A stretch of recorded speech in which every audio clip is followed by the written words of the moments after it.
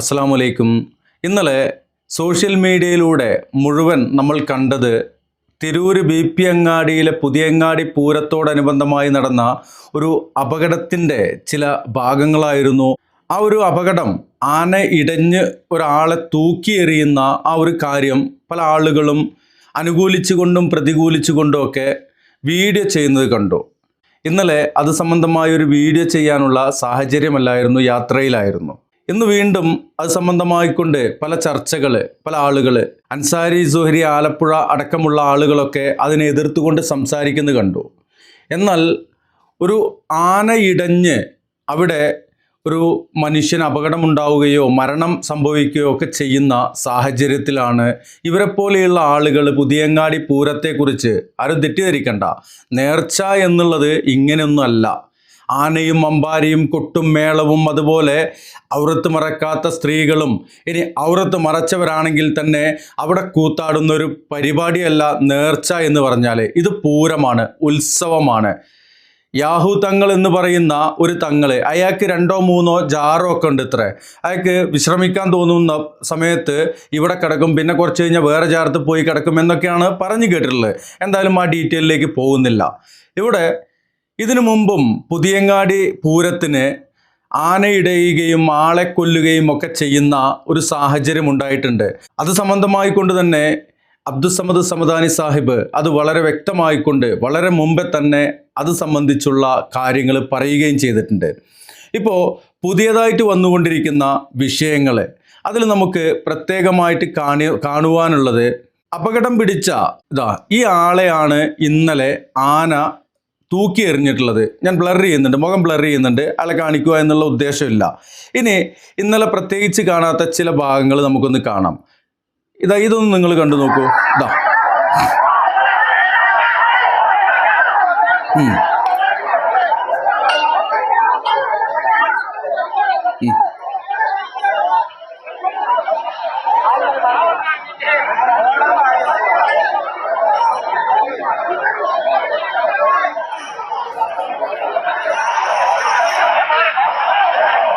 ആ തൂക്കി എറിഞ്ഞ ആളെയാണ് ആ എടുത്തും കൊണ്ട് വരുന്നത് കേട്ടോ.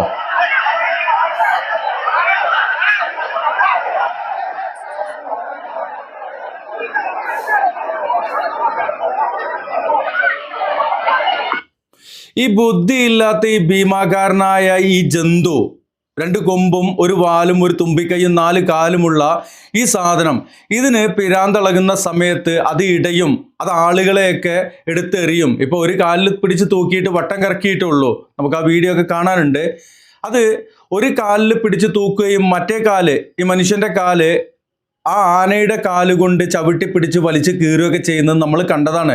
അതുപോലെ തന്നെ ആ കൊമ്പ് കൊണ്ട് വയറ്റത്തും നെഞ്ചത്തും കുത്തിയും ആ ആനയുടെ ഭാരമേറിയ ആ കാലെടുത്ത് നെഞ്ചത്ത് ചവിട്ടി ഒക്കെ കൊല്ലുന്നത് നമ്മൾ പല പൂരങ്ങളിലും കണ്ടതാണ്.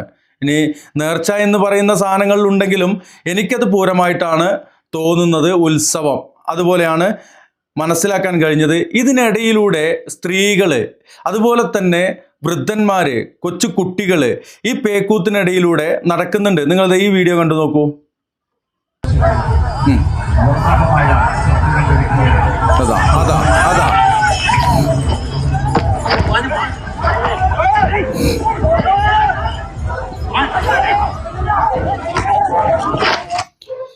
അത് ഇടഞ്ഞ ആ അടുത്ത് നിന്നെടുത്ത ഒരു വീഡിയോ ആണ്.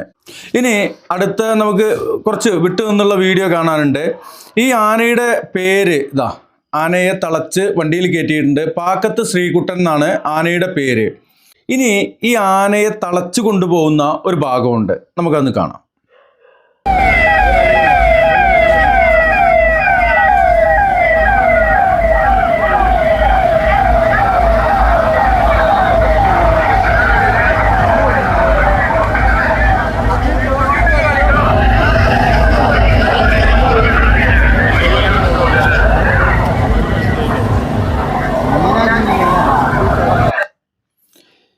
ഇനി പ്രിയമുള്ളവരെ, അൻസാരി സുഹരി പറഞ്ഞ വാക്കുകളുണ്ട്, നമ്മൾ അതിലേക്ക് പോകുന്നില്ല. കാര്യം അദ്ദേഹം ഈ പൂരം നടക്കുന്നതിന് മുമ്പ് ഇത് അനാചാരമാണ്, ആനയെ കൊണ്ടുവന്നു കഴിഞ്ഞാൽ അവിടെ അപകടമുണ്ടാകും, ഇങ്ങനെയുള്ള കാര്യങ്ങളൊന്നും അദ്ദേഹം പറഞ്ഞിട്ടില്ല.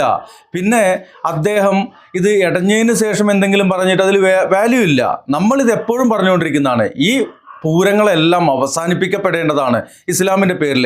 ഇനി പേരോട് കുറച്ച് മുമ്പേ പറഞ്ഞു വെച്ച ഒരു കാര്യമുണ്ട്, അതൊന്ന് കേൾക്കാം നമുക്ക്. ചെണ്ടമുട്ടുന്ന ചെണ്ടയും കൊണ്ട് മുട്ടിയിട്ട് ഈ കുണ്ടോട്ടിയിൽ നടക്കുന്ന ഒരു പൂരമില്ലേ, നേർച്ച എന്ന പേരിൽ നടക്കുന്ന ഒരു തോന്നിവാസം,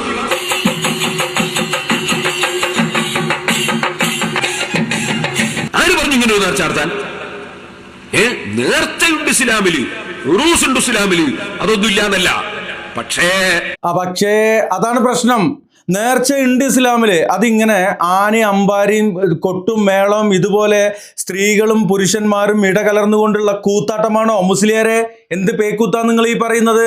നേർച്ചയുണ്ടെന്ന് പറഞ്ഞാൽ നേർച്ച എന്താണെന്ന് പറഞ്ഞു കൊടുക്കണം അല്ലേ?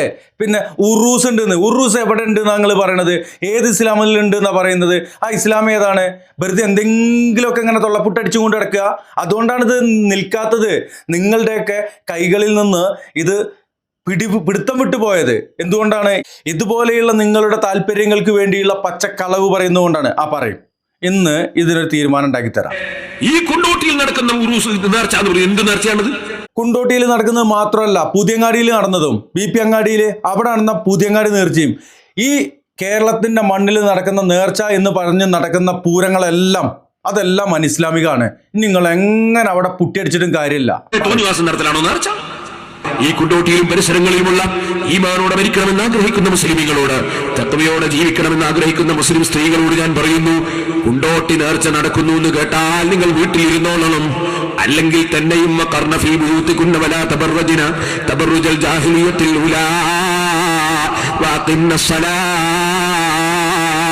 നിർത്തി.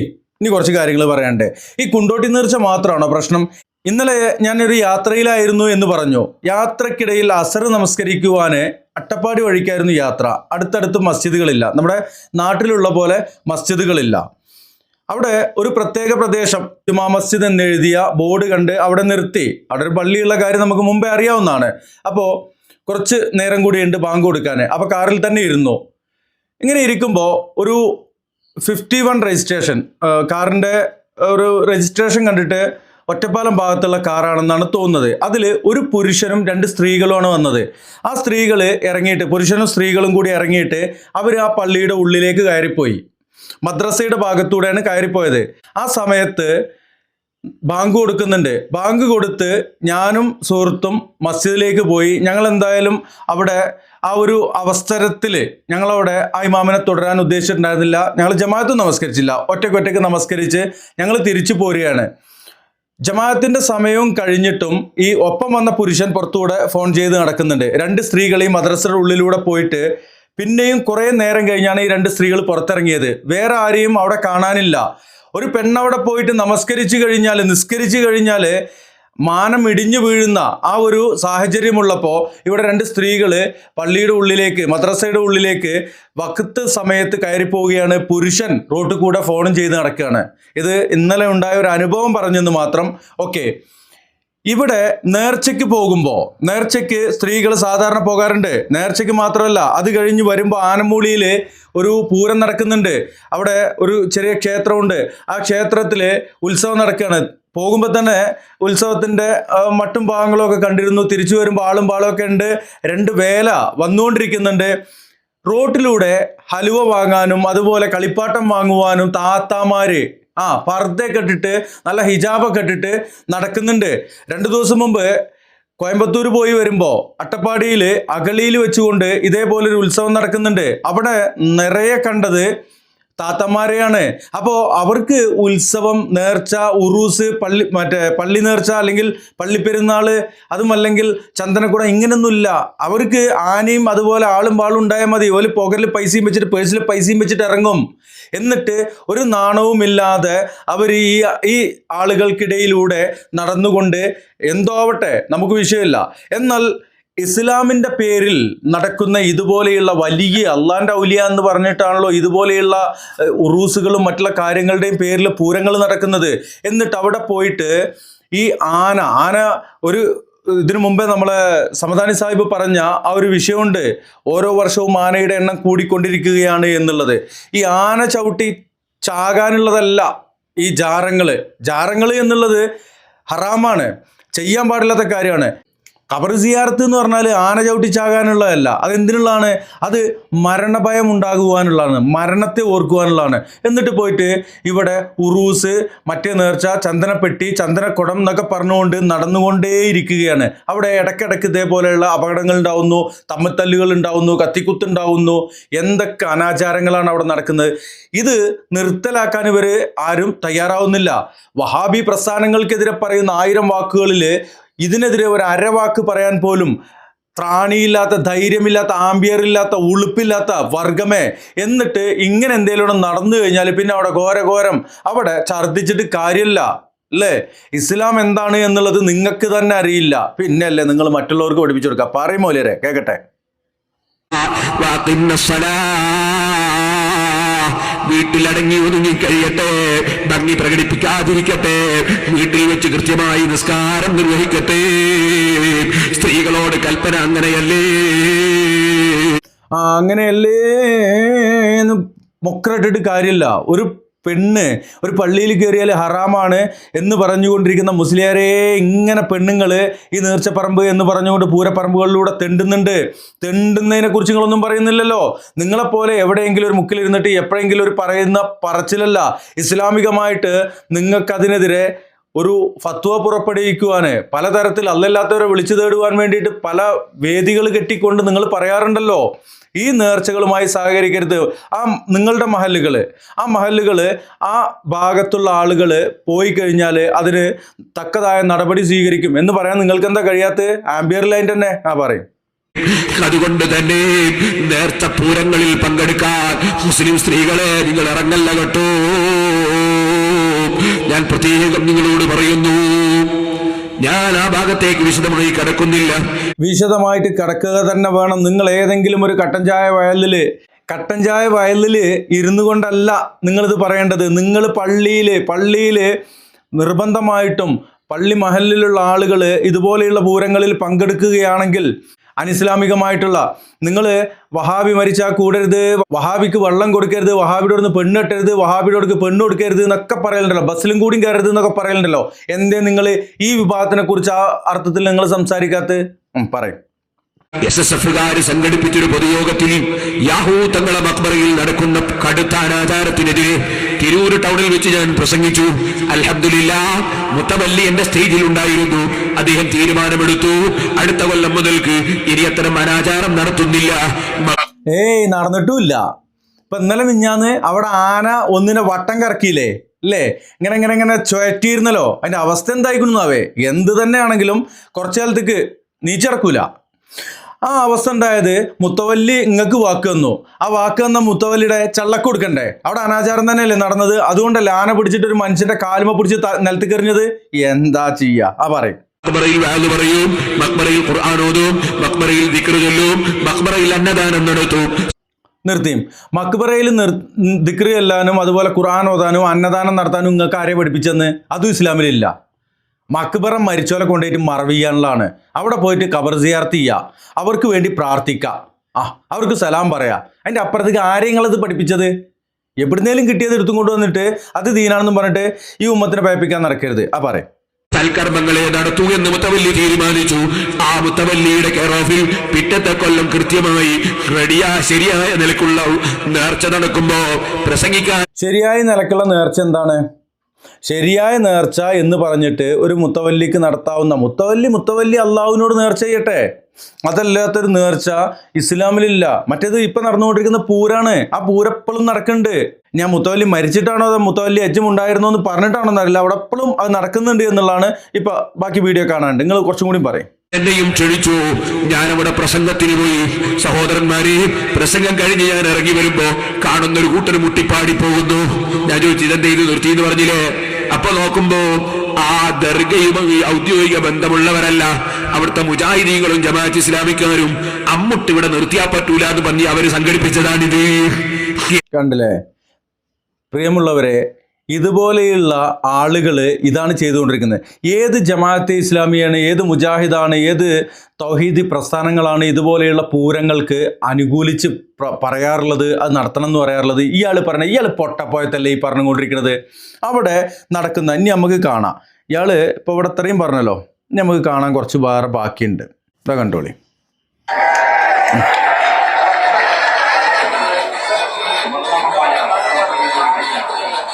അതാ ഒന്നിനെ കിട്ടി. അതാ അതാ അതാ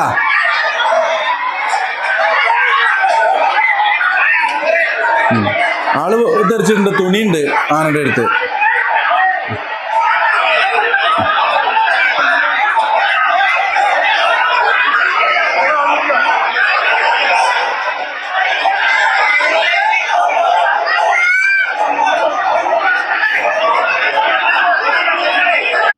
ഇത് ഏത് ജമാഅത്തെ ഇസ്ലാമിയാണ് മൗലിയരെ ആനനെ കൊടുക്കുന്നത്? ഏത് മുജാഹിദ് പ്രസ്ഥാനമാണ് ഈ ആനനെ കൊടുക്കുന്നത്? എന്ത് നുണയാണ് നിങ്ങൾ ഈ പറയണത്? നിങ്ങൾക്ക് നുണ മാത്രമേ പറയുള്ളൂ എന്ന് നിയ്യത്ത് ചെയ്തുകൊണ്ടാണോ നിങ്ങൾ രാവിലെ വീട്ടിൽ നിന്ന് ഇറങ്ങുന്നത്? ആണോ? ഇത് ഏത് ജമാഅത്തെ ഇസ്ലാമി കൊടുക്കുന്നതാണ്? ഏതെങ്കിലും ജമാഅത്തെ ഇസ്ലാമിക്കാരോ അല്ലെങ്കിൽ ഏതെങ്കിലും മുജാഹിദുകളോ ഇങ്ങനെയുള്ള കാര്യങ്ങൾ ചെയ്യാറുണ്ടോ? തിരൂർ BP അങ്ങാടി നേർച്ചയിൽ ആനയിടഞ്ഞു, ഒരാളെ തൂക്കിയെറിഞ്ഞു, ആളുകൾ ഭയന്നോടി, കുട്ടികളും സ്ത്രീകളും ഉൾപ്പെടെ വീണ് നിരവധി ആളുകൾക്ക് പരിക്ക്. പാപ്പാൻ ഇടപെട്ട് ആനയെ തളച്ച് കൂടുതൽ അപകടം ഒഴിവാക്കി എന്നുള്ളതാണ്. ഇനി ഇത് കാണി നിങ്ങൾ.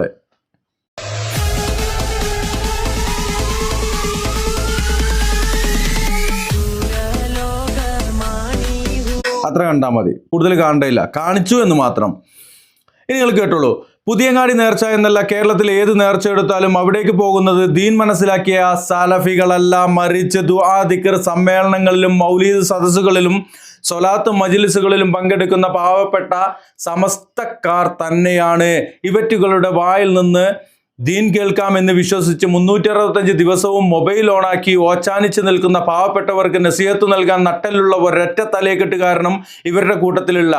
എന്നിട്ട് അവസാനം ഞങ്ങൾ എതിർത്തിട്ടുണ്ട് എന്ന മുറിഞ്ഞായം പറഞ്ഞു നടക്കും. എത്രയെത്ര മജ്ലിസുകളുണ്ട്, ഏതെങ്കിലും ഒന്നിൽ നമ്മൾ കേട്ടിട്ടില്ല ഇത്തരം നേർച്ച ശരിയല്ല എന്നോ അല്ലെങ്കിൽ നബി സല്ലല്ലാഹു അലൈഹി വസല്ലമയും സഹാബത്തും നടത്തിയ നേർച്ചയുടെ രൂപം ഇങ്ങനെയൊക്കെയായിരുന്നു, അതുപോലെ ചെയ്താൽ മതി എന്നെങ്കിലും പറയുന്നതായിട്ട്. ഈ സഖാഫി ഇത്രയും നേരം ഇവിടെ പറഞ്ഞത് കംപ്ലീറ്റ് വെള്ളത്തിൽ എന്തോ വിട്ട മാതിരിയായി. കാര്യം ഈ കാട്ടിക്കൂട്ടുന്നതൊന്നും സലഫി ചിന്താഗതിയുള്ള പ്രസ്ഥാനങ്ങൾ.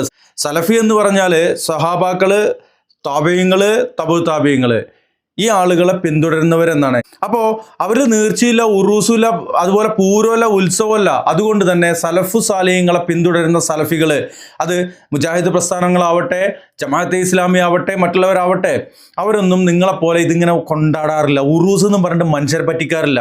എന്തിനാണ് നിങ്ങൾ ഇന്നോണം പറയുന്നത്? ഇതെല്ലാം ബഹുമാന്യനായ അബ്ദുസമദ് സമദാനി വളരെ വ്യക്തമായിക്കൊണ്ട് പണ്ട് തന്നെ പറഞ്ഞു വെച്ചിട്ടുണ്ട്. നമുക്ക് ആ ഭാഗം ചെറുതായിട്ടൊന്ന് കേൾക്കാം. വേണ്ടി നമുക്ക് അനുവാദം നൽകിയപ്പോൾ പോലും അള്ളാഹുവിന്റെ റസൂല് പറഞ്ഞത്, നിങ്ങൾ ഖബർ സിയാറത്ത് ചെയ്യണേ, അത് മരണം ഓർമ്മിക്കാൻ നിങ്ങൾക്ക് അവസരം നൽകിയേക്കുമെന്നാണ്. ഖബർ എന്നൊക്കെ പറഞ്ഞാൽ മരണത്തെ ഓർപ്പിക്കാനാണ്, അല്ലാതെ പുതിയങ്ങാടി നേരത്തെ ആന ചവിട്ടി മരിക്കാനല്ല. അതിനല്ല, ഞാൻ തുറന്നു പറയാണ്. ഞാനും തുറന്നു പറയാണ്. ഖബർ എന്ന് പറഞ്ഞാൽ ഇങ്ങനെ കെട്ടിപ്പൊക്കിയിട്ട് ജാറം വെച്ചിട്ട് പെട്ടി വെച്ചിട്ട് അവിടെ ഉറൂസ് നടത്തിയിട്ട് അവിടെ പൂരം നടത്തിയിട്ട് അവിടെ ആനനെ കൊടുത്തിട്ട് അവിടെ ചണ്ടി മദ്ദളം കൊടുത്തിട്ട് അവിടെ കൂത്താട്ടം കൊടുത്തിട്ട് നിങ്ങൾക്ക് പണപ്പിരിവ് നടത്താനുള്ളതല്ല. ഖബർ എന്ന് പറഞ്ഞാൽ ഒരു ചാണിന് മേലെ ഉയർച്ചയില്ലാതെ മരണത്തെ ഓർക്കാൻ വേണ്ടിയിട്ടുള്ളതാണ്.